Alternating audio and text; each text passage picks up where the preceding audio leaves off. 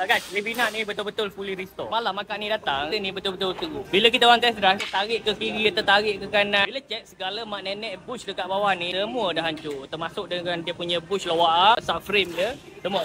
Yang ni dia punya bush lower arm, memang dah putus habis dah. Ni pula dia punya bush subframe. Sama juga, putus juga. Subframe tu dia duduk kat sini kan. Ada 2 biji. Part-part lain yang kita tukar juga. Lower arm, frame kanan, stabilizer berapa pun kita tukar. Lalang subframe ni dah turun. Tie rod dengan rack ni pun sama kak. Kita orang terpaksa tukar juga. Sebab dah lunyai. Yang ni dia pakai 555 daripada Japan ni. Banyak kerosakan dia. Sebab tu kalau korang tengok ni masa first time masukkan kereta ni dalam bengkel, boleh tengok dia punya bergerak ke kiri ke kanan tu. Okey, selain part-part yang aku ceritakan tadi, ni dah tukar juga double RS Ultra. Depan belakang dia tukar, termasuk sekali dengan dia punya mounting. Mounting dia pun dah hampir putus masa kita orang check-in semalam. So geng, agak-agak kurang berapa total cost yang akak ni dah habis untuk kembalikan keremajaan kereta dia. Cuba korang drop komen. Perlukan inspection pada kita orang, Roger. Korang lokasi kat Bukit Beruntung dan Sungai Buloh. Okay, lihat beres.